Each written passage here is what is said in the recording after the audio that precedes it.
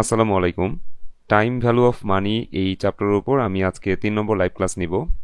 গত দুটি ক্লাসে আমরা এই চ্যাপ্টারের যে লামসামের ম্যাথগুলো ছিল সেগুলোর সমাধান করা শিখেছিলাম। আজকে আমরা অ্যানুইটির ম্যাথের সমাধান করা শিখব। তো প্রথমে আমি অ্যানুইটির বেসিক বিষয়গুলো বোঝাবো, যে অ্যানুইটি কাকে বলে, অ্যানুইটির অঙ্ক চেনার উপায়, তারপর অ্যানুইটির অঙ্কের যে সূত্রগুলো আছে, হ্যাঁ সেই সূত্রগুলো বোঝাবো। দেন আমরা কিছু অঙ্কের সমাধান করা শিখবো আজকে। তো প্রথমে আমরা জানি যে অ্যানুইটি কাকে বলে। ওকে, অ্যানুইটি এর বাংলা অর্থ কিস্তি। কিস্তি কাকে বলে আমি ছোট্ট একটা সংজ্ঞা লিখেছি। এখানে বলা হয়েছে নির্দিষ্ট সময় অন্তর অন্তর নির্দিষ্ট পরিমাণ অর্থের আগমন বা বহির্গমনকে অ্যানুইটি বা কিস্তি বলে। কি বললাম? নির্দিষ্ট সময় অন্তর অন্তর, দ্যাটস মিন নির্দিষ্ট সময় পর পর নির্দিষ্ট পরিমাণ অর্থের আগমন বা বহির্গমনকে অ্যানুইটি বা কিস্তি বলে। অর্থাৎ তোমার কাছে নির্দিষ্ট সময় পর পর যদি নির্দিষ্ট পরিমাণ অর্থের আগমন ঘটে অথবা বহির্গমন ঘটে, তাকেই আমরা অ্যানুইটি বা কিস্তি বলে থাকি। ঠিক আছে? আমরা এই কিস্তির একটা উদাহরণ দিতে পারি। যখন বীমা করি তখন প্রতি বছর একটা নির্দিষ্ট পরিমাণ অর্থ বীমা কোম্পানিকে দিতে হয়, তাই না? তো ওইটাকে আমরা কি বলি? কিস্তি বলি।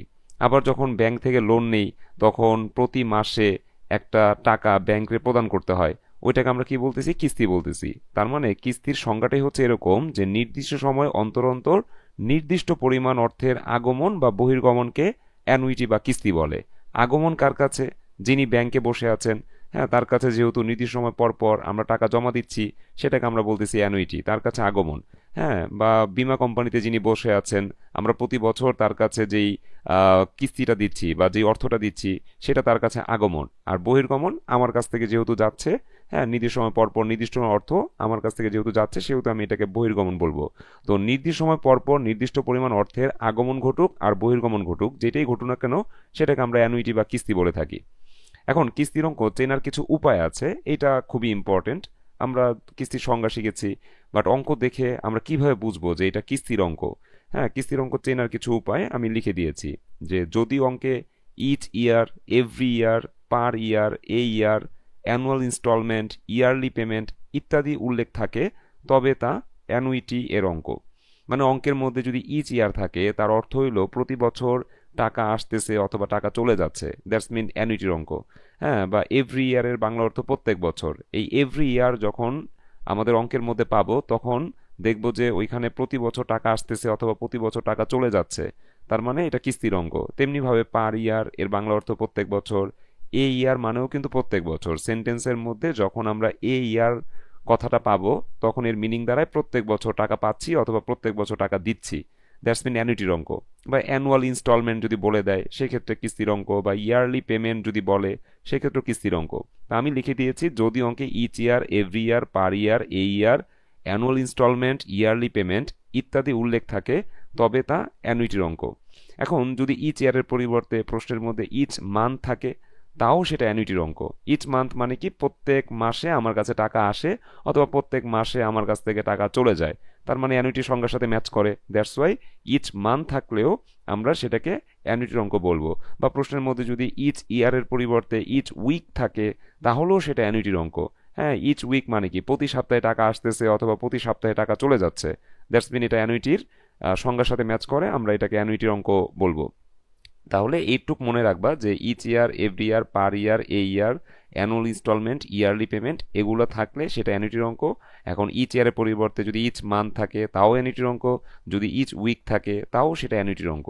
মানে জাস্ট তুমি দেখবা যে নির্দিষ্ট সময় পর পর নির্দিষ্ট পরিমাণ অর্থের আগমন বা বহির্গমন ঘটছে কিনা, তাহলেই সেই অঙ্কটাকে আমরা অ্যানুইটি বা কিস্তির অঙ্ক বলে থাকবো। আচ্ছা, এখন কিস্তির অঙ্ক দুই ধরনের আছে, আমরা সেটা একটু জানি। লিখলাম অ্যানুইটির অঙ্ক দুই ধরনের। এক হচ্ছে অর্ডিনারি অ্যানুইটি, যাকে আমরা বলি সাধারণ কিস্তি। আরেকটা হচ্ছে অ্যানুইটি ডিউ, যাকে আমরা বলি অগ্রিম কিস্তি। এখন অর্ডিনারি অ্যানুইটি কখন হয়, আবার অ্যানুইটি ডিউ এর সূত্র কখন হয়, এই বিষয়টা আমাদের একটু বোঝা দরকার। আমি একটা নোটস লিখে দিব যে কখন আমরা অর্ডিনারি অ্যানুইটির সূত্র অ্যাপ্লাই করব, আবার কখন আমরা অ্যানুইটি ডিউ এর সূত্র অ্যাপ্লাই করব। এই বিষয়টা আমরা একটু জেনে রাখি। আমি সংক্ষেপে একটু বলি যে অর্ডিনারি অ্যানুইটি বা সাধারণ কিস্তি বিষয়টা কি। সাধারণ কিস্তি বিষয়টা হচ্ছে, যদি বছর শেষে আমরা কিস্তি প্রদান করি, সেটাকে বলা হয় সাধারণ কিস্তি।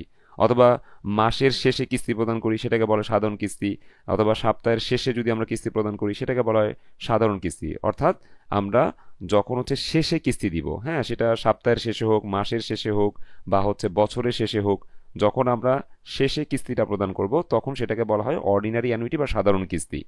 আর অ্যানুইটি ডিউ বা অগ্রিম কিস্তি কি? যখন আমরা বছরের শুরুতে কিস্তি দিব, হ্যাঁ, তখন সেটাকে অগ্রিম কিস্তি বা অ্যানুইটি ডিউ বলে। এখন বছরের শুরু হইতে পারে, মাসের শুরু হইতে পারে, সপ্তাহের শুরু হইতে পারে, অর্থাৎ শুরুতে যদি আমরা কিস্তি প্রদান করি তাহলে সেটা অ্যানুইটি ডিউ এর অঙ্ক। তাহলে আমরা অর্ডিনারি অ্যানুইটি কখন প্রয়োগ করব? যখন বছরের শেষে কিস্তি প্রদান করব বা মাসের শেষে কিস্তি প্রদান করব। হ্যাঁ, আমি এই বিষয়টা লিখে দিয়েছি যে অর্ডিনারি অ্যানুইটি, যার বাংলা অর্থ সাধারণ কিস্তি। সাধারণ কিস্তির সূত্র কখন হয়? আমি লিখে দিয়েছি, অ্যানুইটি এর অঙ্কে অ্যাট দ্য ইন্ড কথাটি উল্লেখ থাকলে তা অর্ডিনারি অ্যানুইটি এর অঙ্ক। অ্যানুইটি এর অঙ্কে, অ্যানুইটির অঙ্ক বলতে আমরা আসলে কি বুঝি, এটা কিন্তু খুব ইম্পর্টেন্ট। ঠিক আছে, অ্যানুইটি এর অঙ্কে মানে যেই অঙ্কে ইচ ইয়ার পার ইয়ার আছে সেই অঙ্কে।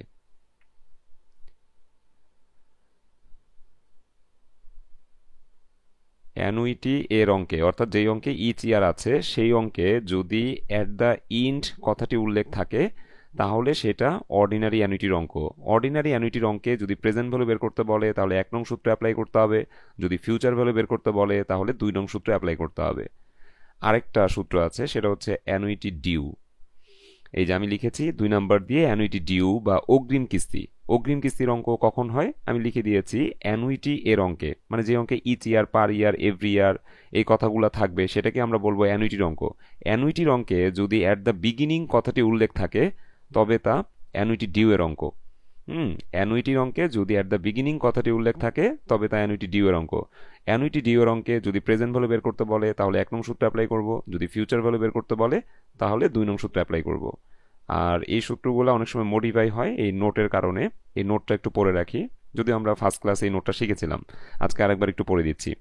যদি অঙ্কে হাফ ইয়ারলি বা সেমি ইয়ারলি থাকে তাহলে এম এর মান 2 হয়, কোয়ার্টারলি থাকলে এম এর মান 4 হয়, বাই মান্থলি থাকলে এম এর মান 6 হয়, মান্থলি থাকলে এম এর মান 12 হয়, উইকলি থাকলে এম এর মান 52 হয়। আর যদি ডেইলি বা কন্টিনিউয়াসলি থাকে তাহলে এম এর মান 360 হয়। তাহলে যদি অঙ্কে এম থাকে, হ্যাঁ, এই যে বলছি ইত্যাদি থাকে, তবে সূত্রের যেখানে যেখানে আই আছে তার নিচে এম ভাগ হবে এবং এন এর সাথে এম গুণ হবে। মানে অঙ্কের মধ্যে হাফ ইয়ারলি আছে, এর অর্থ হইল বছরে 2বার সুদ পাওয়া যাবে, দ্যাটস ওয়াই এম এর মান 2 হয়। কোয়ার্টারলি যদি কোনো অঙ্কের মধ্যে উল্লেখ থাকে তার অর্থ হইল বছরে 4বার সুদ পাওয়া যাবে, দ্যাটস ওয়াই এম এর মান 4 হয়। বাই মান্থলি কথাটি যদি প্রশ্নে থাকে তার অর্থ হইল বছরে 6বার সুদ পাওয়া যাবে। মানে 2 মাস পর পর আমরা সুদ পাবো, তাহলে বছরে 6বার সুদ পাওয়া যাবে। তো বাই মান্থলি থাকলে আমরা এম এর মান 6 ধরবো, মান্থলি মানে বছরে 12বার সুদ পাওয়া যাবে, দ্যাটস ওয়াই এম এর মান 12 ধরবো। উইকলি বললে এম এর মান 52 ধরতে হবে, কারণ বছরে 52বার সুদ পাওয়া যাবে। আর ডেইলি বা কন্টিনিউয়াসলি বললে আমরা প্রতিদিন সুদ পাবো। এখন ফিনান্সে বছর মানে 360 দিন, তাহলে আমরা এম ইকাল টু 360 ধরবো, অর্থাৎ প্রতিদিনই আমরা সুদ পাবো। এখন প্রশ্নের মধ্যে যদি ইত্যাদি থাকে, দ্যাটস মিন এম এর মান থাকে, তাহলে সূত্রের যেখানে যেখানে আই আছে তার নিচে এম ভাগ হবে। সূত্রের যেখানে যেখানে আই আছে তার নিচে এম ভাগ হবে এবং এন এর সাথে এম গুণ হবে। মানে ধরো হচ্ছে আমাদের অঙ্কটা অ্যানুইটির অঙ্ক, মানে ইচ ইয়ার আছে, সেই অঙ্কটাকে আমরা বলবো অ্যানুইটির অঙ্ক। অ্যানুইটির অঙ্কে অ্যাট দ্য ইন কথাটা আছে, তাহলে আমরা বুঝবো এটা অর্ডিনারি অ্যানুইটির অঙ্ক। অর্ডিনারি অ্যানুইটির অঙ্কে প্রেজেন্ট ভ্যালু বের করতে বলছে, দ্যাটস মিন 1 নং সূত্র অ্যাপ্লাই করতে হবে, কিন্তু ওই অঙ্কটার মধ্যে হাফ ইয়ারলি উল্লেখ আছে। তাহলে 1 নং সূত্রটাকে একটু মডিফাই করবা, যেখানে আই আছে তার নিচে এম ভাগ হবে। হ্যাঁ, যেখানে আই আছে তার নিচে এম ভাগ হবে, আর এই যে এন আছে এন এর সাথে এমটা গুণ হবে। আমরা তখন নতুন একটা সূত্র অ্যাপ্লাই করব। হ্যাঁ, মানে এই সূত্রটাকে মডিফাই করে অ্যাপ্লাই করতে হবে। যদি অঙ্কে হাফ ইয়ারলি থাকে তাহলে আই যেখানে আছে তার নিচে একটা এম ভাগ হবে, এইখানে আই আছে তার নিচে একটা এম ভাগ হবে, এইখানে এন আছে তার সাথে এম গুণ হবে। তখন সূত্রটা মডিফাই করে লিখতে হবে। তো এই হচ্ছে আমাদের এই নোটস, এই নোটসটাও তোমরা মুখস্থ রাখবা। আর কারো যদি কোনো কোশ্চেন থাকে আমাকে কোশ্চেন করো, আমি আমার মতো বোঝাই যাচ্ছি। যার যেখানে প্রশ্ন আসে মাথায় সাথে সাথে আমাকে কোশ্চেন করে ফেলো।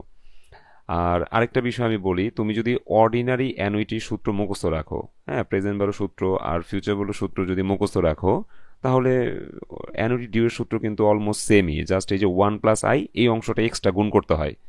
ঠিক আছে, আমাদের এক্সট্রা অঙ্ক হচ্ছে কি, এই যে এই অংশটুক, মানে আমাদের প্রথম সূত্র আর এই সূত্রটা কিন্তু একই। জাস্ট 1 + i কখন গুণ করতে হবে, যখন অ্যানুইটি ডিউ এর সূত্র আমরা অ্যাপ্লাই করব। দ্যাটস মিন অ্যানুইটির অঙ্কে যদি অ্যাট দ্য বিগিনিং থাকে, হ্যাঁ, তখন এই 1 + i এই অংশটা গুণ করতে হয়। এই সূত্রটার নামই হচ্ছে অ্যানুইটি ডিউ এর সূত্র। ঠিক আছে, এই যে লাল করে দিয়েছি, এই অংশটা হচ্ছে আমরা এক্সট্রা গুণ করব কখন, যখন অঙ্কের মধ্যে অ্যাট দ্য বিগিনিং কথাটা থাকবে অ্যানুইটির অঙ্কে। আচ্ছা, এখন আরেকটা প্রশ্ন আমি নিজে থেকেই করি, নিজে থেকে উত্তর দিই। সেটা হলো, ধরো অঙ্কটা অ্যানুইটির অঙ্ক, মানে ইচ ইয়ার আছে, সেই অঙ্কটাকে আমরা কি বলবো, অ্যানুইটির অঙ্ক বলবো। তো ধরো অঙ্কটা অ্যানুইটির অঙ্ক, অ্যানুইটির অঙ্কে অ্যাট দ্য ইন্ড কথাটাও নাই, অ্যাট দ্য বিগিনিং কথাটাও নাই। সেক্ষেত্রে আমরা কি করব? অঙ্কটা অ্যানুইটির অঙ্ক, অ্যানুইটির অঙ্ক মানে ইচ ইয়ার আছে, ওই অঙ্কটাকে আমরা বলবো অ্যানুইটির অঙ্ক। অ্যানুইটির অঙ্কে অ্যাট দ্য ইন্ডও নাই, অ্যাট দ্য বিগিনিংও নাই। সেই ক্ষেত্রে আমরা কি করব? সেই ক্ষেত্রে আমরা অর্ডিনারি অ্যানুইটি সূত্র অ্যাপ্লাই করব। ঠিক আছে, আমি একটা নোটস লিখে দেই।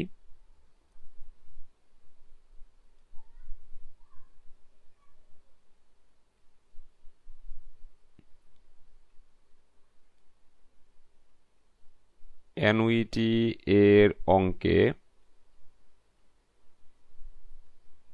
অ্যাট দ্য ইন্ড অথবা অ্যাট দ্য বিগিনিং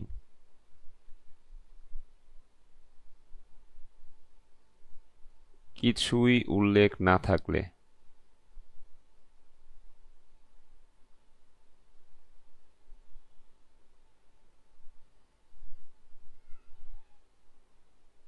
কিছুই উল্লেখ না থাকলে অর্ডিনারি অ্যানুইটির সূত্র অ্যাপ্লাই করতে হবে। অর্ডিনারি অ্যানুইটি এর সূত্র ব্যবহার করতে হবে।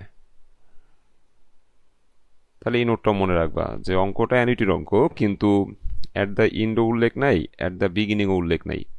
সেক্ষেত্রে আমরা অ্যাট দ্য ইন্ড ধরে অঙ্কটার সমাধান করব। দ্যাটস মিন অর্ডিনারি অ্যানুইটির সূত্র ধরে আমরা অঙ্কের সমাধান করব। তো এই বেসিক বিষয়গুলো তোমরা একটু ভালো করে মনে রাখবা। আমরা একটা অঙ্কের সমাধান করি, অ্যানুইটির একটা অঙ্ক করি, তাহলে মোটামুটি ক্লিয়ারলি বুঝতে পারবা যে আসলে কি ঘটছে এখানে। আচ্ছা, স্ক্রিনে আমরা 8 নম্বর অঙ্কটি দেখতে পাচ্ছি। এখানে বলা হয়েছে, you have a plan to buy a car 6 years from now. তারাও একটু ওয়েট, হ্যাঁ, প্রথম থেকে আবার পড়ছি। ওকে, স্ক্রিনে আমরা 8 নম্বর অঙ্কটি দেখতে পাচ্ছি। এখানে বলা হয়েছে, you have a plan to buy a car after 6 year from now. এখন থেকে 6 বছর পর তুমি একটি কার ক্রয় করবা, এরকম একটা পরিকল্পনা আছে তোমার। তাহলে তোমার পরিকল্পনা আছে এখন থেকে 6 বছর পর তুমি একটা গাড়ি কিনবা। দ্য কার উইল কস্ট টাকা 4 লাখ অ্যাট দ্যাট টাইম। সেই সময় এই কারের দাম হবে 4 লক্ষ টাকা। তাহলে এই 4 লক্ষ টাকা এখনকার টাকা না। আমি এখন থেকে 6 বছর পর গাড়ি কিনবো, ওই সময় অ্যাট দ্যাট টাইম মানে ওই সময় আমি যখন গাড়িটা কিনবো, ওই সময় গাড়িটার দাম হবে 4 লাখ টাকা। তাহলে এই 4 লাখ টাকা কি এখনকার টাকা নাকি ভবিষ্যতের টাকা? এই 4 লাখ টাকা অবশ্যই ভবিষ্যতের টাকা। আমি 6 বছর পর গাড়ি কিনবো, তখনকার দাম হচ্ছে 4 লাখ টাকা। দ্যাটস মিন এটাকে আমরা বলবো ফিউচার ভ্যালু। এই 4 লাখ টাকাকে আমরা কি বলবো? Future value. আর অঙ্কটা কয় বছর মেয়াদি? 6 বছর মেয়াদি। এই দুইটা বিষয় আমরা অলরেডি জেনে গেলাম যে আমি এখন থেকে 6 বছর পর একটা গাড়ি কিনবো, তাহলে নাম্বার অফ ইয়ার হবে 6, আর সেই সময় গাড়িটার দাম হবে 4 লক্ষ টাকা। দ্যাটস মিন ফিউচার ভ্যালু 4 লক্ষ টাকা। এখন বলা হয়েছে, you are planning to accumulate the required fund by deposit in a bank account bearing 12% interest. আচ্ছা, বলছে ইউ আর প্ল্যানিং, তুমি পরিকল্পনা করছো, to accumulate the required fund, মানে এই ফান্ডটাকে জমাবা। ঠিক আছে, অ্যাকুমুলেট মানে হচ্ছে পুঞ্জীভূত করা, বা এটাকে আমরা আরো সহজ করে বলতে পারি জমানো। তাহলে ইউ আর প্ল্যানিং, তুমি পরিকল্পনা করছো, to accumulate the required fund, মানে ফান্ডটাকে জমানোর পরিকল্পনা করছো, by deposit in a bank account bearing 12% interest. Bank অ্যাকাউন্টে ডিপোজিটের মাধ্যমে এই ফান্ডটাকে জমানোর চেষ্টা করছো, যেখানে 12% সুদ পাওয়া যাবে। তাহলে সুদের হার কয় পার্সেন্ট? 12%। বলছে, what would be the monthly instalment of your deposit, তোমার ডিপোজিটের মান্থলি ইনস্টলমেন্ট কত? দ্যাটস মিন মাসিক কিস্তি বের করতে বলছে। আর যখনই কিস্তি বের করতে বলবে তখনই অ্যানুইটি বা এ এর মান বের করতে হবে। তাহলে আমাদের রিকোয়ারমেন্টস আমরা পেয়ে গিয়েছি, আমাদের মান্থলি ইনস্টলমেন্ট বের করতে বলছে, that's mean A equals to what, A এর মান কত সেটা বের করতে হবে। অঙ্কের মধ্যে সুদের হার দেওয়া আছে কয় পার্সেন্ট, 12%। আর যেহেতু মান্থলি বলছে সেহেতু এম এর মান কত হবে, এম এর মান হবে 12। এই তো অঙ্ক, তাই না? তো আমরা অঙ্কের গিভেনটা লিখে সমাধানটা করি। প্রথমে আমরা লিখব যে ফিউচার ভ্যালু। হুম প্রথমে আমরা লিখব গিভেন দিয়ে ফিউচার ভ্যালু এফ ভি সমান 4 লক্ষ টাকা।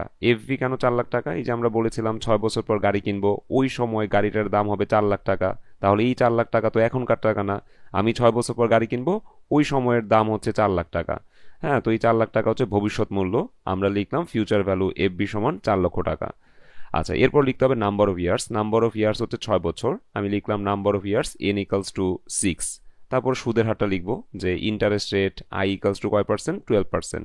তো পার্সেন্টেজ থাকলে আমরা 100 দিয়ে ভাগ করব, এটা হয়ে যাবে কত, 0.12। এখন অঙ্কের মধ্যে যেহেতু মান্থলি কথাটা আছে সেহেতু এম এর মান 12, তাহলে আমরা লিখবো number of compounding in a year m equals to 12। M এর মান কত হবে, 12 হবে। এখন আমাদের monthly instalment that's mean a এর মান কত বের করতে বলছে, আমরা লিখবো যে annuity a equals to what. এখন আমাদের অঙ্কের মধ্যে যেহেতু ফিউচার ভ্যালু দেওয়া আছে, আমরা ফিউচার ভ্যালুর অ্যানুইটি সূত্র প্রয়োগ করলেই অ্যানুইটির মানটা বের করা পসিবল। এখন প্রশ্ন হইলো, আমরা ফিউচার ভ্যালুর অ্যানুইটির দুইটা সূত্র জানি, একটা হইলো ইন্ডিং থাকলে প্রথম সূত্র, আর যদি হচ্ছে বিগিনিং থাকে তাহলে অ্যানুইটি ডিউ এর সূত্র আমরা অ্যাপ্লাই করি। এখন এই অঙ্কে আমাদের at the ইন্ড, at the beginning কিছুই উল্লেখ নাই। ইনস্টলমেন্ট বলার কারণে আমরা বুঝতে পারছি এটা হচ্ছে কিস্তির অঙ্ক। হ্যাঁ, ইনস্টলমেন্ট, এই যে মান্থলি ইনস্টলমেন্ট যদি বলে তাহলে সেটা কিস্তির অঙ্ক। তো মান্থলি ইনস্টলমেন্ট বলার কারণে আমরা বুঝতে পারছি এটা কিস্তির অঙ্ক, কিন্তু at the in, at the beginning কিছুই উল্লেখ নাই। কিছু উল্লেখ না থাকলে আমরা অর্ডিনারি অ্যানুইটি সূত্র অ্যাপ্লাই করব।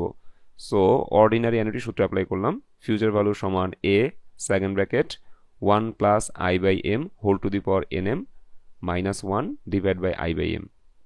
এখানে আমরা কেন আই বাই এম লিখছি, কারণ অঙ্কে যখন এম থাকে তখন আই এর নিচে এম ভাগ হয়, আই এর নিচে এম ভাগ হয়, এন এর সাথে এমটা গুণ হয়। এখন মান বসে দিতে হবে। আমাদের ফিউচার ভ্যালুর মান হচ্ছে কত, 4 লক্ষ টাকা। অ্যানুইটির মান বের হবে, সো এটার মান নাই, এটা আমি বের করছি। হ্যাঁ, সো এর জায়গায় এই থাকবে। তারপর 1 প্লাস আই এর পরিবর্তে 0.12, এম এর পরিবর্তে 12, আই এর পরিবর্তে 0.12, এম এর পরিবর্তে 12, আর এই যে এন গুণন এম, এন এর পরিবর্তে 6, এম এর পরিবর্তে 12 মাইনাস 1। দেন আমরা হচ্ছে মান বসানোর পর যে কাজটা করব, এই ভাগের কাজ আর এই গুণের কাজটা আগে করে ফেলবো। তো 0.12কে 12 দিয়ে ভাগ করলে কত হয়, 0.01 আসে।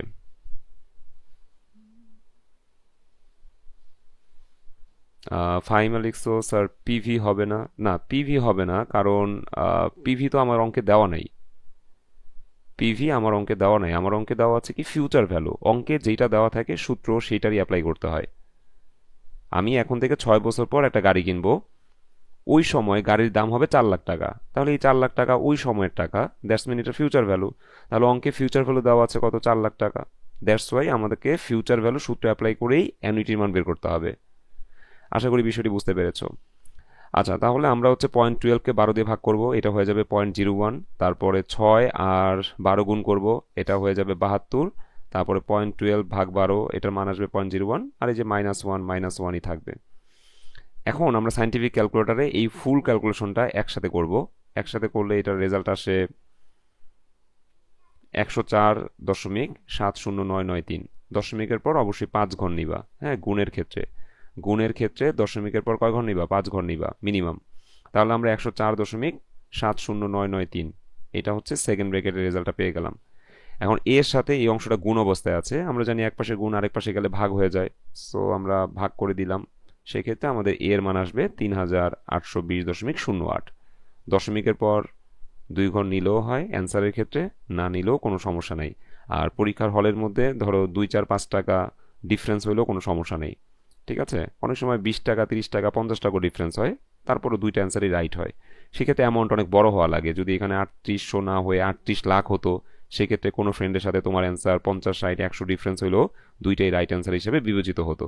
বাট এখানে যেহেতু অ্যামাউন্ট ছোট, সেহেতু আমাদের ফ্রেন্ডের সাথে হয়তো বা 2 3 টাকা ডিফারেন্স হতে পারে। কারো হয়তো বা 3819 আসবে, কারো 3818 আসবে, কারো 3821 আসতে পারে। তো এটা নিয়ে কোনো সমস্যা নেই, যার যেটা আসবে সেটাই রাইট অ্যান্সার, ওইভাবে রেখে দিয়ে আসবা। তো এই হচ্ছে আমাদের 8 নম্বর অঙ্ক। 8 নম্বর অঙ্ক কি বুঝতে পেরেছি নাকি কোনো কোশ্চেন আছে?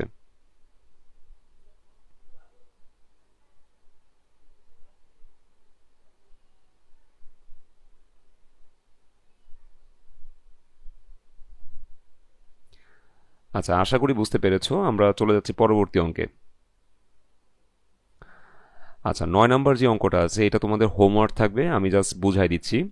এখানে বলা হয়েছে you committed your younger sister, তুমি তোমার ছোট বোনের কাছে একটা ওয়াদা করেছো, টু প্রেজেন্ট বর্তমানে, a computer after her graduation at the end of 5th year, 5 বছর শেষে যখন তার গ্রাজুয়েশন শেষ হবে তখন তাকে একটা কম্পিউটার দিবা। তোমার ছোট বোনের সাথে তুমি একটা ওয়াদা করেছো, হ্যাঁ, এখন থেকে 5 বছর পর, হ্যাঁ, যখন তার গ্রাজুয়েশন কমপ্লিট হবে তখন তাকে একটা কম্পিউটার দিবা। তাহলে আমি যদি তোমাকে জিজ্ঞাসা করি তোমার ছোট বোনকে তুমি কখন কম্পিউটার দিবা, তোমার বলতে হবে যে 5 বছর শেষে আমি তাকে একটা কম্পিউটার দিব। তার মানে এই অঙ্কের মেয়াদ হচ্ছে 5 বছর। সো আমরা বলতে পারি নাম্বার অফ ইয়ার্স n = 5।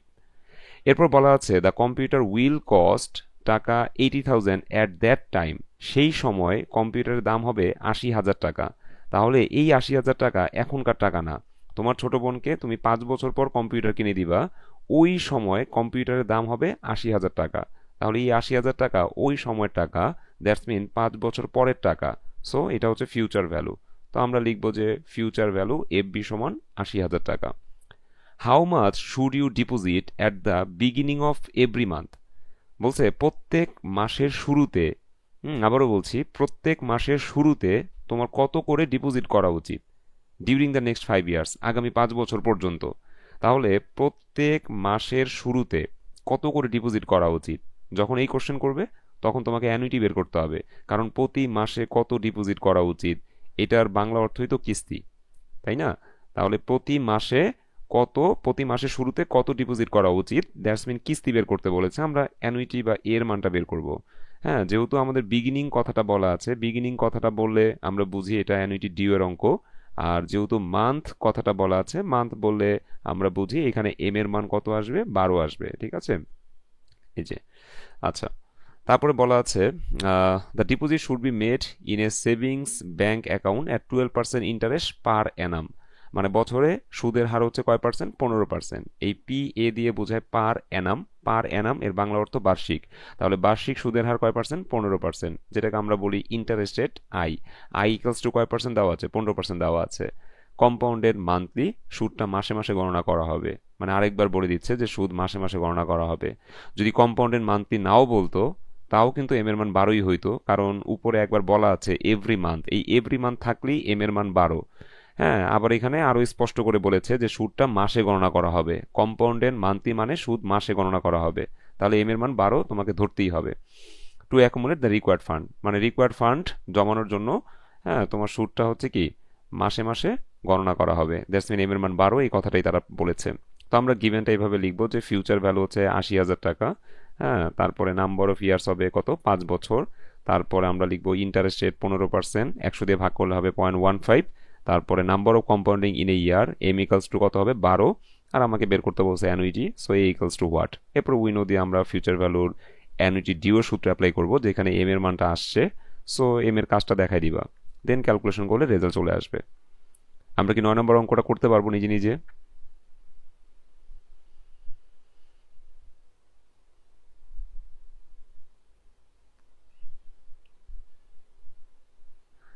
আচ্ছা, কেউ কোনো কথা বলছো না, সো আমি ধরে নিচ্ছি তোমরা পারবা। আমি জাস্ট আমার মতো বুঝাই যাচ্ছি, ঠিক আছে? বাট রেসপন্স করলে ভালো হতো আর কি, যে 2-3 জন ক্লাস করছো, রেসপন্স করলে ভালো হতো। আচ্ছা, ঠিক আছে, আমরা 9 নম্বর অঙ্ক করে ফেলবো। 9-এর পর 10 নম্বর অঙ্ক হোমওয়ার্ক করে ফেলবো। আমি জাস্ট একবার একটু বলে দিচ্ছি কি কি দেওয়া আছে। এখানে বলছে your brother committed to present, তোমার ভাই বর্তমানে তোমার সাথে ওয়াদা করেছে, a personal computer on your graduation after 5 years from now, এখন থেকে 5 বছর পর যখন তোমার গ্রাজুয়েশন কমপ্লিট হবে তখন তোমাকে একটা পার্সোনাল কম্পিউটার কিনে দিবে।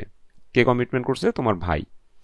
আচ্ছা, দ্য কম্পিউটার উইল কস্ট টাকা 30,000 অ্যাট দ্যাট টাইম, সেই সময় কম্পিউটারের দাম হবে 30,000 টাকা। তাহলে এই 30,000 টাকা হচ্ছে ফিউচার ভ্যালু, কারণ তোমাকে 5 বছর পর কম্পিউটার কিনে দিবে, ওই সময়ের দাম হচ্ছে 30,000 টাকা, দ্যাটস মিন এই 30,000 টাকা এখনকার টাকা না, 5 বছর পরের টাকা, দ্যাটস ওয়াই এটাকে আমরা বলবো ফিউচার ভ্যালু। আর অঙ্কটা কয় বছর মেয়াদি? 5 বছর মেয়াদি।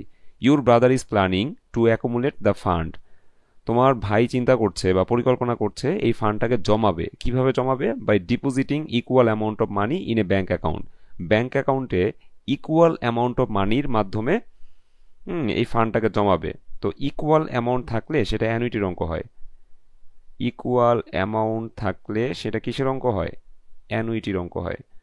তাহলে তোমার ভাই পরিকল্পনা করছে ফান্ডটাকে জমাবে, কিভাবে জমাবে? Depositing equal amount of money in a bank account, bank অ্যাকাউন্টে ইকুয়াল অ্যামাউন্ট জমাবে। আচ্ছা, বেয়ারিং 8% ইন্টারেস্টেড পার অ্যানাম, যেখানে বছরে সুদ দেওয়া হবে 8%, তাহলে সুদের হার কয় পার্সেন্ট দেওয়া আছে? 8% দেওয়া আছে। এখন বলছে how much should your brother deposit in the bank account if deposits are made yearly. বলছে ডিপোজিট যদি বার্ষিক হয় তাহলে সেই ডিপোজিটটার মূল্য কত হওয়া উচিত। এই যে বলছে how much should your brother deposit, মানে তোমার ভাই কত করে ডিপোজিট করবে, হ্যাঁ, in in the bank account if the deposits are made yearly. যদি ডিপোজিট ইয়ারলি দেওয়া হয়, মানে বছরে একবারই যদি ডিপোজিট করে, হ্যাঁ, প্রতি বছর ডিপোজিট করবে বা ইয়ারলি ডিপোজিট করবে বা বছরে একবার ডিপোজিট যদি করে, তাহলে সেই ডিপোজিটের মূল্য কত হওয়া উচিত। তার মানে অ্যানুইটি বের করতে বলছে।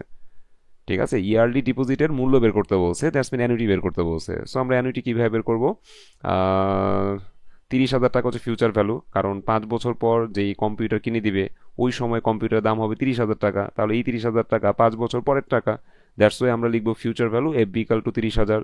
নাম্বার অফ ইয়ার্স কত হবে? 5 বছর। এই যে number of years n equals to 5 লিখবো। তারপরে হচ্ছে সুদের হার দেওয়া আছে কয় পার্সেন্ট? 8%। 100 দিয়ে ভাগ করলে কত হবে? 0.08। আর আমাকে ইয়ারলি পেমেন্ট বের করতে বলছে, ইয়ারলি পেমেন্ট মানেই হচ্ছে অ্যানুইটি বের করতে হবে। তো আমরা অ্যানুইটি এর সমান সমান হোয়াট। আচ্ছা, যেহেতু অঙ্কে ফিউচার ভ্যালু দেওয়া আছে, আমরা ফিউচার ভ্যালুর অর্ডিনারি অ্যানুইটি সূত্র অ্যাপ্লাই করেছি। কেন অর্ডিনারি অ্যানুইটি সূত্র অ্যাপ্লাই করলাম? কারণ অঙ্কের মধ্যে at the in, at the beginning কিছুই উল্লেখ নাই, তাই না? At the in, at the beginning কিছু উল্লেখ না থাকলে আমরা অর্ডিনারি অ্যানুইটি সূত্র অ্যাপ্লাই করি। এই হচ্ছে বিষয়। বি নাম্বার রিকোয়ারমেন্টে বলছে কোয়ার্টারলি, মানে পেমেন্টগুলো যদি হচ্ছে বছরে 4 বার প্রদান করে সেক্ষেত্রে আমাদের ডিপোজিটের মূল্য কত, হ্যাঁ, প্রত্যেকটা ডিপোজিটের মূল্য কত বা অ্যানুইটি কত সেটা আমাকে বের করতে বলছে।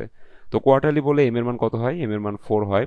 তো আমরা গিভেন টাইপভাবে লিখবো যে ফিউচার ভ্যালু আগের মতো 30,000 টাকা, নাম্বার অফ ইয়ার 5 বছর, সুদের হার 8%, just number of compounding in a year m equals to 4 হবে। কেন 4 হবে? কারণ পেমেন্টটা হচ্ছে কোয়ার্টারলি, বছরে 4 বার পেমেন্ট করা হবে। তো বছরে 4 বার পেমেন্ট করলে সুদও 4 বার গণনা হবে। That's why m equals to 4 লিখতে হবে। অ্যানুইটির মান কত? আমরা উইনো দিয়ে সেম সূত্রটাই বসাইলাম। যেহেতু অঙ্কের মধ্যে এম আছে সেহেতু আই এর নিচে এম ভাগ হয়েছে, এন এর সাথে এম গুণ হয়েছে, আই এর নিচে এম ভাগ হয়েছে, বাকি সবকিছু আগের মতোই আছে। তো এই 10 নম্বর অঙ্কটা হোমওয়ার্ক করে ফেলবা। তারপর 11 নম্বর লাস্ট অঙ্ক, 11 হোমওয়ার্ক করবা, 12 হোমওয়ার্ক করবা। 12 নম্বর অঙ্কটা শিটে আছে। তো আমাদের 11 নম্বর অঙ্কে কি বলছে আমরা একটু দেখি। এখানে বলা হয়েছে ইউ হ্যাভ এ প্ল্যান, তোমার একটা পরিকল্পনা আছে টু অ্যাকুমুলেট টাকা 12 lakh 10 years from now for buying a car. এখন থেকে 10 বছর পর তুমি একটা কার কিনবা, এই জন্য 12 লাখ টাকা জমানোর একটি পরিকল্পনা তোমার আছে। আবারও বলছি, you have a plan to accumulate টাকা 12 লাখ, তোমার একটা পরিকল্পনা আছে তুমি 12 লাখ টাকা জমাবা 10 ইয়ার্স ফ্রম নাও, এখন থেকে 10 বছর পর। মানে এখন থেকে 10 বছর পর 12 লাখ টাকা জমানোর একটা পরিকল্পনা আছে তোমার। কেন জমাবা টাকাটা? কারণ তুমি একটা কার কিনবা। You are deciding to deposit a certain amount of money in a special account, তুমি সিদ্ধান্ত নিয়েছো একটা নির্দিষ্ট পরিমাণ অর্থ তোমার স্পেশাল অ্যাকাউন্টে জমা রাখবা। হ্যাঁ, that will provide you 9.50% interest per annum, যা তোমাকে বছরে 9.5% সুদ প্রদান করবে। তাহলে সুদের হার প্রশ্নে দেওয়া আছে 9.5%। আর যেই টাকাটা জমাবো ওইটাকে বলা হয় ফিউচার ভ্যালু। আর অঙ্কটা কয় বছর মেয়াদি? 10 বছর মেয়াদি। এখন বলছে what will be your annual deposit at the beginning of each year. বলছে তোমার অ্যানুয়াল ডিপোজিট কত। অ্যানুয়াল ডিপোজিট মানেই হচ্ছে কিস্তি বের করতে বলছে। অ্যানুয়াল ডিপোজিট মানেই কিস্তি বের করতে বলছে, তাহলে অ্যানুইটি বের করব। হ্যাঁ, এখন অঙ্কটাতে বলা আছে at the beginning of each year, মানে আমাদের কিস্তিগুলো প্রত্যেক বছরের শুরুতে প্রদান করা হয়। যদি কিস্তিগুলো প্রত্যেক বছরের শুরুতে প্রদান করা হয় তাহলে আমরা অ্যানুইটি ডিউ এর সূত্র প্রয়োগ করে অ্যানুইটির মান বের করব। তাহলে আমরা গিভেন টিভেন লিখে এ নাম্বার রিকোয়ারমেন্টের জন্য এই সূত্র অ্যাপ্লাই করব। দ্যাটস মিন অ্যানুইটি ডিউ এর সূত্র অ্যাপ্লাই করব। আমাদের রেজাল্ট আসবে 70,429 টাকা। বি নাম্বার বলছে what will be your annual deposit, আবারও অ্যানুয়াল ডিপোজিট বের করতে বলছে। দ্যাটস মিন অ্যানুইটির মান বের করতে বলেছে, কিন্তু এই ক্ষেত্রে শর্ত হলো at the end of the year, মানে কিস্তিগুলো বছরের শেষে প্রদান করা হবে। তো বছরের শেষে যদি কিস্তি প্রদান করা হয় সেক্ষেত্রে অর্ডিনারি অ্যানুইটি সূত্র অ্যাপ্লাই করতে হবে। তো আমরা ফিউচার ভ্যালুর অর্ডিনারি অ্যানুইটি সূত্র অ্যাপ্লাই করলাম, আমাদের অ্যানুইটির মান আসবে 77,119। আর সি নাম্বার বলছে what will be your half yearly deposit, half yearly deposit কত। হাফ ইয়ারলি বলে এম এর মান কত হয়? এম এর মান 2 হয়। এম এর মান কত হবে? 2 হবে। তো আমাদের হাফ ইয়ারলি ডিপোজিট বের করতে বলছে, দ্যাটস মিন অ্যানুইটি বের করব, যেখানে এম এর মান 2 ধরতে হবে। এখন প্রশ্ন হলো এখানে কি ইন্ডিং নাকি বিগিনিং, কোনটা ধরে সমাধান করব। এখানে যেহেতু রিকোয়ারমেন্ট সিতে কিছুই বলে নাই, সেহেতু ইন্ডিং ধরে সমাধানটা করতে হবে। তাহলে আমরা গিভেন টিভেন লিখে আমরা সি নাম্বার রিকোয়ারমেন্টের জন্য এই সূত্রটা অ্যাপ্লাই করব। অর্থাৎ আমরা অর্ডিনারি অ্যানুইটি সূত্র অ্যাপ্লাই করেছি, জাস্ট এম এর মানটা প্রশ্নে আছে বিধায় আই এর নিচে এম ভাগ করেছি, এন এর সাথে এম গুণ করেছি, আই এর নিচে এম ভাগ করেছি, আর বাকি সবকিছু আগের মতোই আছে। রেজাল্ট আসবে হচ্ছে 37,261। তো এই হচ্ছে আমাদের 11 নম্বর অঙ্ক। তো তোমরা 11, 12 পর্যন্ত হোমওয়ার্ক করে ফেলবা, ঠিক আছে? আমি করালাম কত থেকে, 8 থেকে 12, এই 5টা অঙ্ক সবাই হচ্ছে বাসায় হোমওয়ার্ক করে ফেলবা। তো ঠিক আছে, এই পর্যন্তই ক্লাস থাকুক। কারো যদি কোনো কোশ্চেন থাকে আমাকে করতে পারো, আর যদি কোশ্চেন না থাকে আমি ক্লাস শেষ করে দিব। কারো কোনো কোশ্চেন আছে আজকের ক্লাস নিয়ে? না স্যার। আচ্ছা ঠিক আছে, তাহলে আজকের মতো বিদায় নিচ্ছি। সবাই ভালো থেকো। আল্লাহ হাফেজ। আসসালামু আলাইকুম সবাইকে।